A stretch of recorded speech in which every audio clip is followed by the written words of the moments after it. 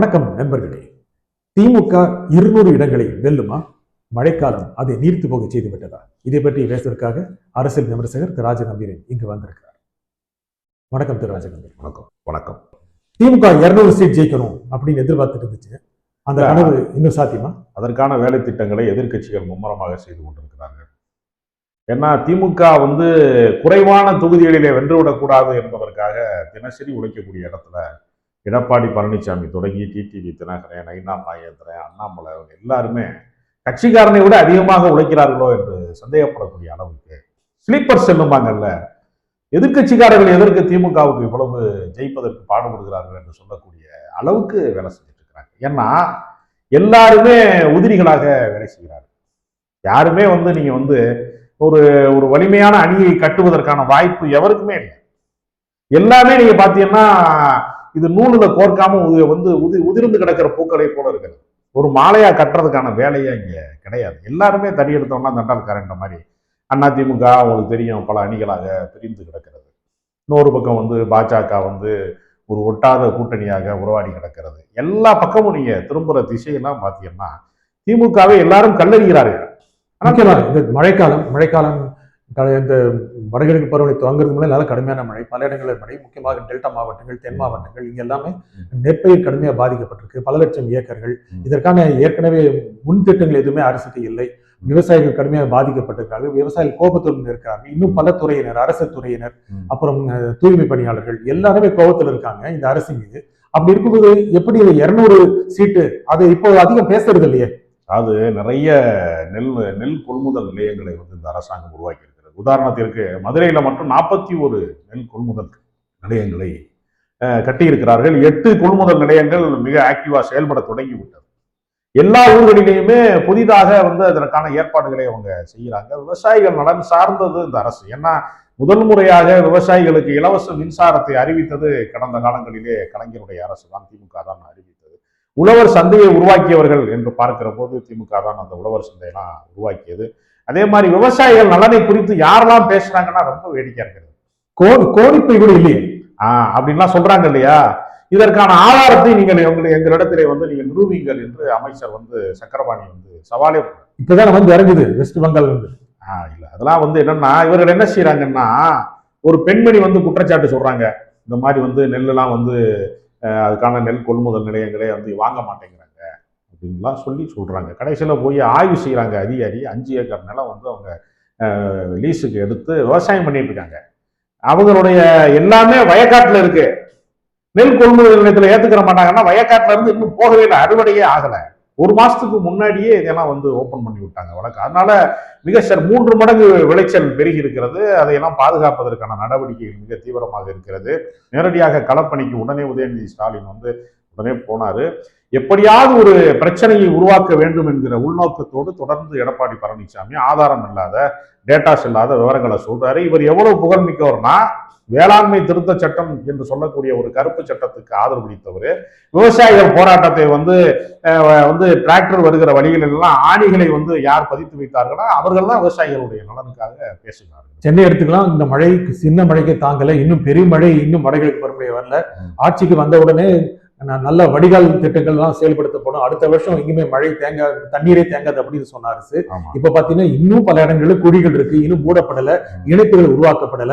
அப்படி இருக்கும்போது சென்னை இந்த மழைக்கு இன்னும் கொஞ்சம் பெரிய மழை வந்ததுன்னா தத்தளிக்கும் நிலைமை இருக்கு. என்ன செஞ்சது இந்த அரசு? இந்த அரசு திருப்புகழ் IAS கமிட்டியை போட்டு இதற்கு ஆணையத்தை அமைத்து என்ன காரணம், ஏன் நீர்நிலைப்படி தேங்குகிறது, இதற்கு என்ன காரணம் என்றெல்லாம் ஆய்வு செய்தார்கள். திருப்புகழ் IAS கமிட்டி சொல்லுகிறது 40% நீர்நிலைகளின் மீது மிகப்பெரிய கட்டுமானங்கள் கட்டப்பட்டிருக்கிறது என்கிற ஒரு அறிக்கையை தாக்கல் செய்கிறார்கள். அப்ப மக்கள் குடியிருப்பு பகுதிகளிலே ஆக்கிரமிப்பாளர்களாக மக்களே இருக்கிறார்கள். சில இடங்களிலே அவர்களாக குடிசையை போட்டு அதை ஒரு ஏரியாவாக உருவாக்கி இருக்கிறார்கள். நீர்நிலை மழை வராத காலங்களிலே வறண்டு கிடக்கிற கண்மாய் மீது, ஏரி மீது வீடு கட்டி இருக்கிறார்கள். அப்படி ஒரு நிலைமை வருகிற போது அவர்களை அப்புறப்படுத்த போனா அனகாபுத்தூர் பகுதிகளில் எல்லாம் மக்கள் கொந்தளித்து வாழுகிற இடத்திலே நாங்கள் எங்கே போவோம் என்று கதறுகிறார்கள், கண்ணீர் விடுகிறார்கள் ஒரு பக்கம். இன்னொரு பக்கம் நீர்நிலை ஆக்கிரமிப்புக்கு எதிராக பெரிய நிறுவனங்கள் எல்லாம் எம்ஜிஆர் காலத்திலே கல்விக்கு வந்து கொடையாக வழங்கப்பட்ட பல இடங்கள் எல்லாமே நீர்நிலை ஆக்கிரமிப்புக்குரிய இடங்கள். நீங்க பல நிறுவனங்கள் எல்லாம் பாத்தீங்கன்னா அதன் மேல கல்லூரியை கட்டி வச்சிருக்கிறான். ஏரி இருந்த இடம் பூரா ஏரியாவா இருக்கு. இன்னைக்கும் பல இடங்கள்ல ஏரிக்கரை சாலைன்னு நன்றி மறவாம பேர் வச்சுக்கிட்டு இருக்கான். அதையெல்லாம் அப்புறப்படுத்த வேண்டும் என்று சொன்னால் பெரிய நிறுவனங்களாக இருக்கிறவர்கள் அதற்கு மேல உச்ச நீதிமன்றம் போவான், தடை கேட்பான், ஸ்டே வாங்குவாங்க. அப்ப எந்த வகையிலையும் சாமானிய மக்களும் நீர்நிலை ஆக்கிரமிப்புக்கு காரணமாக இருக்கிறார்கள், பெரிய நிறுவனங்களும் காரணமாக இருக்கிறது. யாரையுமே அப்புறப்படுத்த முடியாம, யாரையுமே வெளியே போன்னு சொல்ல முடியாம, எதையுமே இடிக்க முடியாம இருக்கிற இடங்களிலே சரி செய்ய வேண்டிய அவல நிலையிலே அரசாங்கம் ஆட்பட்டு கிடக்கிறது. இதற்கு வந்து ஆக்கிரமிப்பு ஒரு நாளில் நிகழவில்லை. இந்த நீர்நிலை ஆக்கிரமிப்பு என்பது மிக நீண்ட நெடுங்காலமாக நடந்து கொண்டே இருக்கிறது. கொஞ்சம் கொஞ்சமாக நகர விரிவாக்கம் என்கிற பெயர்ல அது நிகழ்ந்து கொண்டே இருக்கிறது. புறநகர பகுதிகளிலே தான் நீர் தேங்குகிற நிலைமை இப்போதும் இருக்கிறதே தவிர நகரினுடைய மையப்பகுதிகளிலே 80% மேலான இடங்களிலே நீர்நிலை ஆக்கிரமிப்புகள் எல்லாம் ஓரளவுக்கு சரி செய்யப்பட்டு கழிவுநீர் குழாய் மூலமாக மழைநீர் வடிகால் வெளியேறுவதற்கான வாய்ப்பை உருவாக்கி இருக்கிறார்கள். இதற்கு சாட்சி கடந்த 6 மாதங்களாக எந்த தெருவுக்குள்ள போனீங்கன்னாலும் ஒரு பள்ளத்தை தோண்டி வேலை செய்து கொண்டே இருந்தார்கள். அந்த வேலை திட்டம் எல்லாம் ஏறத்தாழ 80% முடிவடைந்திருக்கிறது என்பது. செம்பரபாக்கம் ஏரி திறந்த போது ஏன் என்கிட்ட சொல்லல அப்படின்னு செல்வப்பிரதி கேட்கிறாரு. மக்கள் பிரதிநிதி ஏன் சொல்லணும் அப்படின்னு எனக்கே தெரியாது ஒரு அமைச்சர் சொல்றாரு. உங்ககிட்ட சொல்ல வேண்டிய அவசியம் இல்லை அப்படின்னு துரைமுருகன் சொல்றாரு. இதெல்லாமே கூட அரசாங்கத்துல ஒரு உரசலை உருவாக்கிருச்சு, கட்சியில் உருவாக்கிருச்சு. இல்ல இந்த உரசல் இல்லை, இது உரிமை போராட்டம் தான். இதற்கு வந்து உரசல் என்கிற இடத்துக்கு போவதற்கு வாய்ப்பே இல்லை. ஏன்னா ஜெயலலிதா காலத்துல செம்பரப்பாக்கம் ஏரியை ஜெயலலிதா சொன்னாதான் திறக்கணுங்கிறதுக்காகவே ஏரியை நிரம்ப விட்டு மொத்தமா திறந்து விட்டு 400க்கும் மேற்பட்டவர்கள் உயிரிழந்ததற்கு பெரிய காரணம் பாலத்துக்கு அடியில படுத்து கிடந்தவன்னா அப்படியே பரலோகம் போவதற்கு காரணமாக இந்த அரசியல்வாதிகள்கிட்ட கேட்டுக்கிட்டு தான் திறக்கணும் என்கிற நடைமுறை தான் அதற்கு காரணமாக இருந்தது. அந்த தவறிலே இருந்து பாடம் கற்றுக்கொண்டுதான் மக்கள் பிரதிநிதிகளுக்கு இதுக்கு சம்பந்தம் அல்ல. நீர்நிலை உயர்கிறது, சிக்கல் வரும்னா படிநிலையில தான் நீரை வெளியேற்றணுமே தவிர பல குடியிருப்புகளுக்கு போய்விடக்கூடிய அபாயம் இருக்கிறது என்கிற காரணத்தினால படிப்படியாக நீக்குவதற்கு அதுக்கு வந்து செல்வ பிறந்து கேட்ட அனுமதி வாங்கணும், எல்லாத்தையும் அனுமதி வாங்கணும்னா பழையபடி 400 பேர் செத்ததுக்கு பல 800 பேர் ஜாக வேண்டிய நிலம் வந்துடும். அரசாங்கம் சமயோசிதமாக செய்திருக்கிறது. துரைமுருகன் தக்க பதிலடி கொடுத்திருக்கிறாரு. கோபமா இருக்காருல்ல. இல்ல அது ஒரு உரிமை சார்ந்த போராட்டம். உங்களுக்கு கல்யாண காட்சியில எல்லாம் வந்து தாய் மாமன் எனக்கு வந்து முதல் வரிசையில என்னை வந்து வரவேற்கல, ஏன் பத்திரிகையில பேர் போடலன்னு கேட்கறதெல்லாம் பகையில சேராது. அது ஒரு பாச போராட்டம். அது மாதிரி உரிமை போராட்டத்தை என்னை கேட்காம எதுக்கியா செஞ்ச இப்ப கேட்பதற்கான உரிமை ஒரு சட்டமன்ற உறுப்பினருக்கு இருக்கிறது. அதே சமயத்துல நடைமுறை சார்ந்து வேறொரு தீர்வை இந்த அரசாங்கம் எடுத்திருக்கிறது. அதனால இது வந்து ஒரு நட்பு முரணாக பார்க்க வேண்டுமே தவிர பகை முரணாக பார்க்க வேண்டிய அவசியம். காங்கிரஸ் திமுக அணியில் இருக்குமா? அதுல என்ன சந்தேகம் உங்களுக்கு? பிளான் பண்ணிருக்காங்களா இப்போ விஜய் பக்கம் போலாம் அப்படின்னு? அப்படிலாம் பிளானே பண்ணல அவங்க. அதாவது விஜயோடு உரையாடுகிறார்கள், உறவாடவில்லை, பேசிக் கொண்டிருக்கிறார்கள் என்பது என்னன்னா ஒரு துக்கம் நிகழ்ந்து விட்டது, ஒரு நெரிசல் மரணம் நிகழ்ந்து விட்டது. தொடக்க கால கட்சியை நடத்தி கொண்டிருக்கிறவர் எப்படி நடத்த வேண்டும் என்கிற அனுபவம் இல்லாமல் இருக்கிறார். கடந்த காலத்திலே காங்கிரஸ் கட்சியிலே சேர்வதற்கு, இளைஞர் அணியிலே சேர்வதற்கெல்லாம் அவர் ஆசைப்பட்டவர் என்கிற பழைய பாசத்திலே கொஞ்சம் பரிவோடு அவரை வந்து நலம் விசாரித்துக் கொண்டிருக்கிறார்கள் அல்லது துக்கம் விசாரித்துக் கொண்டிருக்கிறார்கள் என்கிற அளவோடு பார்க்க வேண்டும். சில பேர் உசு பேசுறாங்க. யாருன்னா அதிகாரத்தில் இல்லாத காங்கிரஸ் கட்சியினுடைய தலைவர்கள், ஏற்கனவே முன்னாள் தலைவராக இருக்கிற கே.எஸ். அழகிரி, கேரளாவில் இருக்கிற கே.சி. வேணுகோபால் மாதிரி வெளியில இருந்து சில சக்திகள் வந்து அவர்கிட்ட வந்து அவரை கொஞ்சம் உசுப்பேத்தி பாக்குறாங்களே தவிர இந்தியா கூட்டணியினுடைய தென்னிந்தியாவின் முகமாக திமுக திகழ்கிற வரைக்கும் இந்த கூட்டணியை யாரும் முடிக்க முடியாது. மாணிக்கவர் சொல்றாரு, எங்களுக்கு மரியாதை கொடுத்தால்தான் முதல்வராக முடியும், இல்லாட்டி முன்னாள் முதல்வர் தான் ஆக முடியும். நேற்று ஸ்டாலின் தான் சொல்றாரு. மாணிக் தாகூரை வந்து மிக குறைந்த வாக்கு வித்தியாசத்துல தான் அவர் நாடாளுமன்றத்திலே வென்றாரு. விஜயகாந்த் மகன் விஜய பிரபாகரனை தோற்பதற்கான எல்லா வாய்ப்பும் இருந்தபோது மிக குறைந்த வாக்கு வித்தியாசத்தை வெல்வதற்கு அவருக்கு தனித்த வலிமை கிடையாது. திமுகவினுடைய வாக்கு வங்கியின் வலிமையின் காரணமாகத்தான் அவரே நாடாளுமன்ற உறுப்பினராக இருக்கிறாரு. அவருக்கு கலை யதார்த்தம் தெரியும். இப்படிப்பட்ட முரண்பாடுகளை தோற்றுவிப்பதன் மூலமாக காங்கிரஸ் கட்சிக்கு கூடுதலாக சீட்டு பேரத்தை வந்து உயர்த்த வேண்டும் என்கிற உள்நோக்கத்தோடு இப்படி சில பேர் வந்து வம்பிழுத்து பேசுகிறார்கள். பேரம் உயரும் இல்ல, உயர்வதற்கு அவர்களுக்கு கேட்பதற்கு உரிமை இருக்கிறது. பழைய மாதிரி வந்து கொடுக்காம கூடுதலா கொடுப்பதற்கு வாய்ப்பு இருக்கிறது. அதெல்லாம் கூடுதலா கொடுப்பாங்கிறீங்க. திமுக கூடுதலா கொடுக்கும். ஓரளவுக்கு அவர்கள் எங்கெல்லாம் ஜெயிப்பதற்கு சாத்தியம் இருக்கிறது, அது உளவுத்துறை ரிப்போர்ட் இருக்கிறது, கட்சியினுடைய களப்பணி என்னவாக இருக்கிறது, எல்லாம் பல விஷயங்களை யோசிக்கணும். ஏன்னா காங்கிரஸ் கட்சி மாதிரி வந்து நீண்ட கால தூக்கத்திலே கும்பகர்ண தூக்கத்திலே இருக்கக்கூடிய கட்சி இந்தியாவிலேயே கிடையாது. ஏன்னா எல்லா ஆட்சி அதிகாரத்துல அரை நூற்றாண்டுகளை கடந்திருக்கக்கூடிய ஒரு அரசியல் கட்சி இன்னைக்கு மோடியிடம் வந்து தோற்று போய்விடுவதற்கு அவர்களுடைய இந்த மாதிரியான அலட்சியமான போக்கு தான் காரணம். மக்களை நோக்கி வராமல் வெறுமனே சித்தாந்தத்தை மட்டுமே வந்து பேசிக் கொண்டிருந்தோம்னா, கடப்பணி செய்யலைன்னா என்ன ஆகும் என்கிற நிலைமை தான். ராகுல் காந்தி மிகச்சிறந்த தலைவராக இருந்தபோது கூட காங்கிரஸ் கட்சி போதிய ஒத்துழைப்பை வந்து 2ஆம் கட்ட தலைவர்கள், கட்சியினுடைய முக்கிய பிரமுகர்கள் தர மறுப்பதன் காரணமாகத்தான் அது எதிர்கட்சி வரிசையிலே இன்னும் இருக்கு. காங்கிரஸ் போயிருச்சுன்னா திமுகவுக்கு கஷ்டம் தானே? காங்கிரஸ் போனாரா திமுகவுக்கு ஒரு பாதிப்பும் வராது. திமுகவை பொறுத்தவரையில ஒரு தனித்த வலிமையோடு கூடியிருக்கக்கூடிய ஒரு பெரிய அரசியல் கட்சி.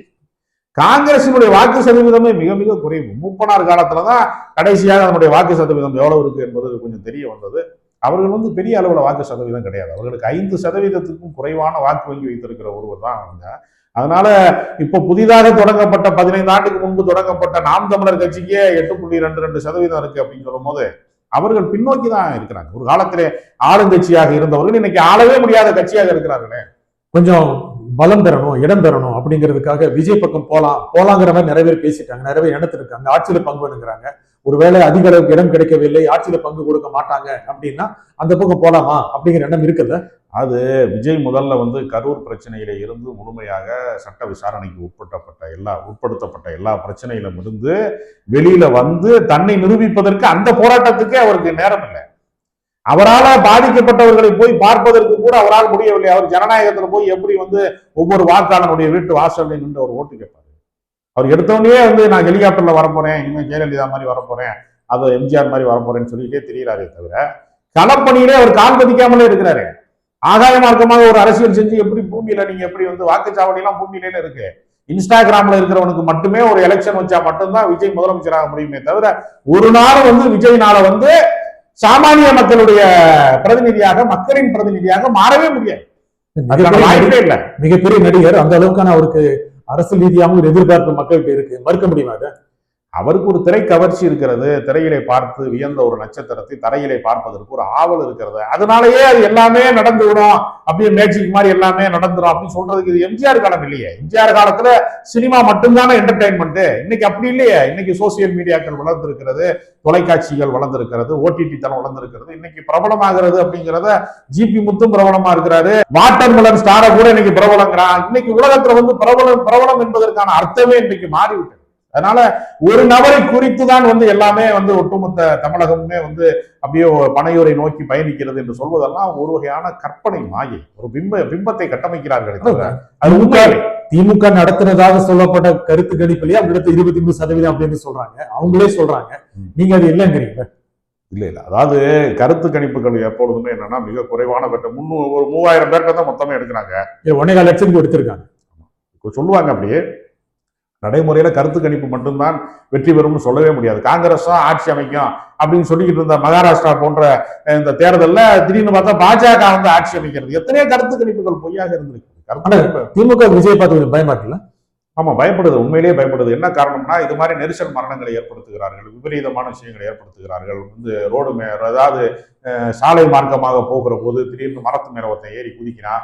இது மாதிரி ஒரு சேட்டைகளை செய்யறாங்க. அதனால எந்த ஒழுங்கின்மையும் இல்லாமல், பொறுப்பின்மையும் இல்லாமல் பொதுமக்களை வந்து அம்மோன்னு வந்து நெரிசல் மரணத்துல கைவிட்டுட்டு ஓடுகிற போது அந்த மக்களுக்கு என்ன ஆகுமோ ஏதாகுமோ என்கிற பதட்டம், பயம் திமுக. இல்ல, அதுக்கு தொடர்பான விசாரணை நடக்குது. நம்ம அந்த விசாரணை தொடர்பு ஏன் நடந்தது அப்படிங்கிறது.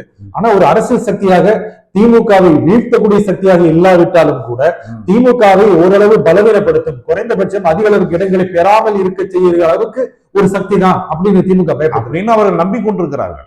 யாரு? திமுக காரங்களா? அதாவது தமிழக வெற்றி கழகம் வந்து மிகப்பெரிய பின்னடைவை சந்தித்த காரணத்தினாலதான் இன்றைக்கு வந்து உதயகுமார், RP உதயகுமார் போன்ற அமைச்சர்கள், ராஜேந்திர பாலாஜி போன்றவர்கள் எல்லாம் நீ தனித்து நின்றால் வந்து உன்னை திமுக வந்து உன்னை வந்து ஒழிச்சு கட்டிடுவாங்க, என் முதுகுக்கு பின்னாடி வந்து ஒளிஞ்சுக்க என்று யாரை பார்த்து கூப்பிடுவார்கள்?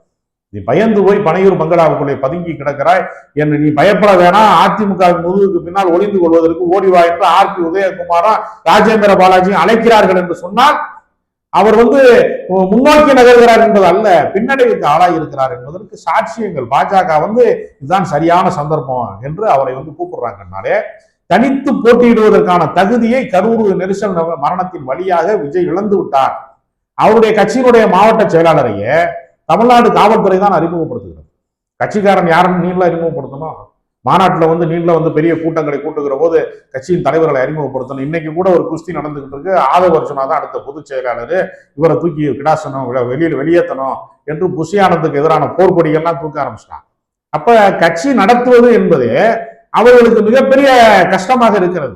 அதனால கனவுலகத்திலேயே இருக்கக்கூடிய விஜய் வந்து நடைமுறை சார்ந்த அரசியலுக்கு இன்னும் வந்து சேரவில்லை என்பது காரணத்தினால திமுக விஜய் பார்த்து பயப்படுது, பதறுது. ஒரு திமுக ஆதரவாளர்கள் எல்லாமே விஜய்க்கு கடுமையான விமர்சனம் வைக்கிறாங்க. கடுமையான விமர்சனம் வைக்கிறாங்க பொது வழியில, சமூக வழியில எல்லாமே. அது ஒரு பெரிய சக்தியா வளர்ந்துருவாரோ, நமக்கு ஒரு பலவீனத்தை ஏற்படுத்துகிற சக்தியா வளர்ந்துருவாரோ அப்படின்னு திமுக அப்படி யோசிக்கல. அரசியலற்ற ஒரு கூட்டத்தை உருவாக்குகிறார். அது பெரிய ஜனநாயகத்துக்கே ஆபத்து, திமுகவுக்கு ஆபத்து இல்லை. எந்த கொள்கையும் கோட்பாடும் எதுவுமே தேவையில்லை. விஜய் நெரிசல் மரணத்தை ஏற்படுத்தினால் கூட விஜய் பக்கம் தான் நிற்பேன், அந்த பாதிக்கப்பட்டவர்கள் பக்கத்திலே நான் நிற்க மாட்டேன் என்று சொல்லக்கூடிய அளவுக்கு வெறியூட்டப்பட்ட ரசிக வெறி ரொம்ப முற்றி போயிருக்கக்கூடிய ஒரு நிலை தமிழ்நாட்டுக்கு நல்லதல்ல, ஜனநாயகத்துக்கு நல்லதல்ல. அவருடைய கொள்கை கோட்பாடுகள் எதுவுமே உண்மைத்தன்மை வாய்ந்ததாக இல்லை. அதனால மாநில அரசினுடைய விசாரணை மையத்துக்கு பயந்து கொண்டு சிபிஐ விசாரணைக்கு அவர் போயிருக்கிறார். இங்கு தீர்ப்பு வந்தால் புழல் சிறையில இருப்பார்கள், அங்கு தீர்ப்பு வந்தால் திகார் சிறையில இருப்பார்கள். புழலுக்கு போவதற்கு பிறகு திகாருக்கு போவதில் எப்படி நீதி வேணும்னு எனக்கு தெரியல. சிபிஐ விசாரிக்குது, யாருங்கனாலும் தவறு பண்ணிருக்கலாம், ஏன் நடந்தது விசாரிக்குது. அரசியல் ரீதியாக பார்க்கும் பொழுது டிடிவி கிட்டத்தட்ட விஜய் பக்கம் போயிருவாரோ அப்படிங்கிற நிலைமை இருக்கு. அதே மாதிரி ஓபிஎஸ் போயிருவாரு. இந்த மாதிரி இருக்கும் பொழுது ஒரு சக்தியாக வளர்ந்து விடுவார். எடப்பாடி கிட்டத்தட்ட வர வேண்டும்னு கேட்டுட்டு இருக்காரு, கெஞ்சிட்டு இருக்காரு, வார்த்தை நான் பயன்படுத்த விரும்புறேன். அப்படி இருக்கும் பொழுது ஒரு அரசியல் மையமாக விஜய் சுற்றி ஒரு அரசியல் மையமாக விஜய் ஒரு அரசியல் மையமாக மாறிவிட்டார். அதனால திமுக எச்சரிக்கையா இருக்கு. நான் முதல்ல பயப்படுதான் கேட்டேன், எச்சரிக்கையா இருக்கு. ஒரு கான்பிடண்டோட இருக்கணும், ஒரு டிஃபென்சிவா இருக்கு. மறுக்க முடியுமா? இல்ல, அதாவது அப்படி ஒரு தோற்றத்தை தொடர்ச்சியாக ஊடகங்களின் வழியாக கட்டமைக்கிறார்களே தவிர அதுல உண்மைத்தன்மை இல்லை என்பதுதான் மிக முக்கியமான விஷயம். விஜய் மீது ரசிப்பது என்பது வேறு, நம்பகத்தன்மை என்பது வேறு. இப்ப இதை விட அதிகமான கூட்டம் சேலத்திலே நகைக்கடை திறக்கிற போது நயன்தாராக்கு வந்த போது எவ்வளவு கூட்டம் என்று காவல்துறையினுடைய கணக்கெடுப்பு என்ன சொல்கிறதுனா 60,000 பேர் வந்தார்கள் என்று சொல்கிறது. அப்ப இவருக்கு கரூர்ல 27,000 பேர் என்றால் நயன்தாராவுக்கு 60,000 பேர் வந்து விட்டார்கள். அப்பனா அடுத்து தமிழ்நாட்டினுடைய புரட்சி தலைவியாக நயன்தாரா தான் வரப்போகிறார் என்று யாராவது சொன்னால் எப்படி ஏற்றுக்கொள்ள முடியாதோ, அல்லது தேசிய அளவிலே இந்திரா காந்திக்கு பின்னாடி ஒரு பெண் ஆளுமை பெரிய அளவிலே தேசிய அரசியலுக்கு வரவில்லை, அடுத்த இந்திரா காந்தியாக நயன்தாரா வந்துருவார்னு சொன்னா எவ்வளவு நகைச்சுவைக்குரியதோ அப்படித்தான் விஜயினுடைய அரசியல். ஏன்னா அவர் ஆட்சியிலும் பங்கு, அதிகாரத்திலும் பங்கு எல்லாம் பேசி பார்த்தாரு. அவர் குடியிருக்கிற தெரு பக்கமோ அவர் ஆபீஸ் இருக்கிற பக்கமோ யாருமே போகலையே. அவரை தமிழ்நாடு அரசு ஒரு பொருட்டாகவே கருதல. சரி, நீங்க சொல்றீங்க நயன்தாரா வந்தாலும் கூட்டம் போடுதுன்னு. இப்போ சமீபத்தில் 3 படங்கள் வெற்றிகளை கொடுத்த பிரதீப் ரங்கநாதன் போனாலும் கோவையில் கடுமையான கூட்டம் ஏற்பட்டது. மாணவரிடையே அவங்க அந்த பேரிகார்டு தடையை எல்லாமே தாண்டி வந்தாங்க. ஒரு ரசிகருக்கு, நடிகருக்கு பெரிய கூட்டம் போடுவது இயல்பு தான். ஆனா அதே சமயம் விஜய் அரசியலுக்கு வந்து விட்டார். நீங்க சொல்ற நயன்தாராவோ இல்ல இப்ப இருக்கிற பிரதீப் ரங்கநாதனோ அரசியலுக்கு வரவில்லை. அந்த வேறுபாடு இருக்குல்லவா? இவங்க இன்னும் தேர்தலையே சந்திக்கலையே. தன்னுடைய ஆற்றலை நிரூபிக்காத, தனக்கு என்ன வலிமை இருக்கிறது என்பதை நிரூபிக்காத பட்சத்துல தனுஷ் இட்லி கடை படத்துக்கு ப்ரொமோஷனை கோயம்புத்தூர்ல நடக்கிற போது பெரிய மாநாட்டுக்கான கூட்டம் வந்து விட்டது. பிரதீப் ரங்கநாதனை பின்தொடர்ந்து பெருங்கூட்டம் ஓடிக்கொண்டே இருக்கிறார். ஏதாவது ஒரு படம் ஜெயிக்குது அப்படின்னா எல்லாருமே அது பின்னாடியே போயிட்டு இருக்காங்க. அதனாலயெல்லாம் இந்த வேடிக்கை பார்க்கிற மனிதர்களை எல்லாம் வைத்துக்கொண்டு, வேடிக்கை மனிதர்களை எல்லாம் நீங்க கணக்கில வைத்துக் கொண்டு அரசாங்கத்தை மாற்றி விடுவார்கள், புரட்சியை நிகழ்த்தி விடுவார்கள் என்றெல்லாம் சொன்னவர்கள்லாம் எப்படி பதுங்கு குடிக்குள்ளே பல நாள் ஒளிந்து கிடந்தார்கள் என்பதை தமிழ்நாடு மட்டும் பார்த்துக் கொண்டது. தொடர்ந்து திருமாவளவன் கேட்கிற கேள்வி, நீங்கள் திமுகவுடன் இருப்பீர்களா? ஏன் கேட்கிறாங்கன்னா எப்படியாவது ஒரு வெளியில வரமாட்டாரா என்று சில பேர் முயற்சி செய்து கொண்டு. யார் அந்த சில பேர்? அந்த சக்திகள் யாருன்னா அதிமுகவை சார்ந்தவர்கள், பாஜகவை சார்ந்தவர்கள். தமிழ்நாட்டிலே சனாதன அரசியல் வேரூன்றுவதற்கு தடையாக திருமாவளவன் இருக்கிறார், விசிக இருக்கிறது. பாஜகவினுடைய அரசியல் இங்கே தமிழ்நாட்டிலே பாஜக பலிக்காமல் இருப்பதற்கு முழுக்க திருமாவளவன் போன்றவர்கள் காரணமாக இருக்கிறார்கள். கொள்கை வழி அரசியலை செய்கிறார்கள். எனவே அவருடைய அடித்தட்டு அரசியல், அடித்தட்டு மக்களுக்கான அரசியலை செய்யக்கூடிய திருமாவளவனை திசை திருப்பிவிட்டால் திமுகவின் நினைவுகளை செய்து விடலாம் என்று நினைக்கிறவர்கள் அப்படி ஒரு தொடர்ச்சியாக அப்படி ஒரு கோரிக்கை முன்வைத்துக் கொண்டே இருக்கிறார். ஆட்சியில் பங்கு வேணும் அப்படிங்கிறது காங்கிரஸோட விருப்பம், திருமாவளவனுடைய விருப்பம், மற்ற கட்சியோட விருப்பம். மறுக்க முடியாதுல்ல. எல்லாத்துக்குமே ஆசை இருக்கு. அரசனாக விதி கிடக்கு கழுத மேய்க்கின்ற மாதிரி எம்எல்ஏ ஆகிறதே திமுக தயவுல தான் எம்எல்ஏ ஆக முடியுது. அப்படி இருக்கும்போது யாராவது போய் நான் ஆட்சியில அதிகாரத்துல பங்குனா நீங்க தனிச்சு போட்டிட்டு மக்கள்கிட்ட நான் தான் முதலமைச்சர்னு சொல்லி நின்று எல்லாரும் நீங்க மக்கள்கிட்ட போய் கேட்க வேண்டியதுதானே. காமராஜர் ஆட்சியை கொண்டு வரணும்னு காங்கிரஸ் போய் கேட்கலாம். அம்பேத்கருடைய கொள்கைகளை நான் சொல்றேன், எனக்கு ஓட்டு போடுங்க, எல்லாருமே தனித்தனியா நின்று பலத்தை நிரூபிக்கலாமே. ஏன் எல்லாரும் கூட்டணியை காண்கிறாரு? நீங்க என்ன சொன்னீங்கன்னா திமுக தயவு தான் ஜெயிக்கிறாங்கிறீங்க. அதுல என்ன சந்தேகம் உங்களுக்கு? அப்படிதானா? திமுக இல்லைன்னா அப்ப நீங்க பல கட்சிகள் எப்படி இருக்கும்னா, ஊருக்குள்ளே கொடி பறக்கிற சில கட்சிகள் சேரிக்குள்ளே கொடி பறக்காது, சில கட்சிகளுக்கு சேரிக்குள்ளே கொடி பறக்கும், ஊருக்குள்ளே பறக்காது. வட மாவட்டத்திலே வலிமையாக பேசப்படுகிற பாமக தென் மாவட்டங்களிலே எந்த திசையில் பார்த்தாலும் தென்படாது. அப்படின்னா பல கட்சிகள் இருக்கிறது. நகர்ப்புறத்திலே கொடி ஏற்றப்பட்டிருக்கும் சில கட்சி கிராமப்புறத்திலே இருக்காது. தமிழ்நாடு மொத்தமும் பரவி கிடக்கக்கூடிய கட்சி என்று திமுக அதிமுகவை தவிர எந்த கட்சியுமே இல்லை. கட்சியெல்லாம் வந்து வீடியோ ஷூட் ரூம்லயும் ஸ்டூடியோலையும் தான் கட்சி நடத்திட்டு இருக்கான் பல பேர். பாஜக எல்லாம் நீங்க பாத்தீங்கன்னா வார் ரூம்ல தான் கட்சி நடத்துவானே தவிர மக்களோட வாழ்க்கையோடு அவனுடைய அரசியல் கட்சி கலந்திருக்கிறதா, இரண்டரை கலந்திருக்கிறதா இல்லவே இல்லை. அதனாலதான் அண்ணாமலைக்கெல்லாம் எவ்வளவோ ஊதி பெருக்கினார்கள். 36 சீட்டு வந்து நாடாளுமன்றத்தில் ஜெயிச்சிருவாங்கன்னு சொல்லப்பட்டது. கடைசியில் அவரால் நாடாளுமன்றத்துக்குள்ள போகவே முடியல. அவர் யார்கிட்டயாவது பாஸ் வாங்கி தான் நாடாளுமன்றத்தை போய் பார்க்க வேண்டிய நிலைமையில தான் அண்ணாமலை இருக்காரு. ஆனா இந்த கட்சிகள் எல்லாம் நீங்க சொன்னீங்க திமுக தேவைதான் இருக்கு அப்படின்னு. கூட்டணி கட்சி நீங்க சொல்றது ஏத்துக்குமா? காங்கிரஸ் ஏத்துக்குமா? விடுதலை சிறுத்தைகள் ஏத்துக்குமா? இல்ல இடதுசாரி ஏத்துக்குவாங்களா? முஸ்லீம் கட்சியில சேர்த்து ஏத்துப்பாங்களா? நீங்க சொல்ற மாதிரி திமுக கட்சிகளுக்குமே கலை யதார்த்தம் தெரியும். நான் ஓப்பனா சொல்றேனே தவிர அவர்களுக்கு கலை யதார்த்தம் தெரியும். அவர்களுக்கு உண்மையிலேயே வலிமை இருந்தால் அவர்கள் வெளியேறி இருப்பாங்க. திமுக உண்மையிலேயே நீங்க சொல்றது மாதிரி விஜய்க்கு வலிமை இருந்திருந்தால், காங்கிரஸ் கட்சிக்கு வலிமை இருந்திருந்தால், விசிகாவுக்கு வலிமை இருந்திருந்தால், மனிதநேய மக்கள் கட்சிக்கு வலிமை இருந்திருந்தால் அவர் தனி அணியை கட்டமைத்தவர்களை வந்து கணக்கென்றிருப்பார்கள். ஏற்கனவே சூடுவாங்க போன எல்லாமே மக்கள் நல கூட்டணிங்கிற பேர்ல போய் எல்லாத்துக்குமே யானை தன் தலையில் தானே மண்ணை வாரி போட்டுக் கொண்டது என்று சொல்வதை போல ஒட்டுமொத்தமாக ஜனநாயகத்தின் பூஜ்ஜியத்தை தான் அவர்கள் பார்த்தார்கள். யாருமே வெற்றி பெறல. முதலமைச்சர் வேட்பாளர் என்று முன்னிலைப்படுத்தின விஜயகாந்த் சட்டமன்ற உறுப்பினருக்கு கூட சரிப்பட்டு வரமாட்டேன் என்று மக்கள் தோற்கடித்து விட்டார்கள். அதே நிலைமை தான் விஜய்க்கு வரப்போகிறது. விஜய் வந்து அவரால் ஒரு ரவுண்டு வந்து எதிர்கட்சி தலைவர் வரைக்கும் வந்து அப்புறம் காலியானார் அரசியல் விஜயகாந்த். ஆனா விஜய் வந்து முதல் கட்டத்திலேயே தோல்வி அடைந்து விடுவாரோ, அதாவது கருவுக்குள்ளேயே அந்த குழந்தை காணாமல் போய் விடுவது மாதிரி ஆகி விடுவாரோ என்கிற கவலை பல இருக்கிறது. முதல் கேள்விதான், திமுக 200 சீட் கிடைக்குமா? 200 சீட்டுக்கான வேலை திட்டத்தோடு திமுக வீரியமாக களத்திலே நிற்கிறது. அப்படி ஒரு சூழ்நிலையிலே அவர்கள் வெற்றி பெறுவதற்கான எல்லா வாய்ப்புமே எதிர்கட்சியினுடைய ஒற்றுமையின்மையின் வழியாக, இவர்களுடைய சிதறடிக்கப்பட்ட எதிர்ப்பு வாக்கு வங்கியின் வழியாக திமுக 200 சீட் நிச்சயமாக வரும். இந்த நிகழ்ச்சியில் கருத்தில் குறிமையாக திரு ராஜகோபாலன் மிக்க நன்றி. வணக்கம். மீண்டும் ஒரு நிகழ்ச்சி சந்திப்போம். நன்றி, வணக்கம்.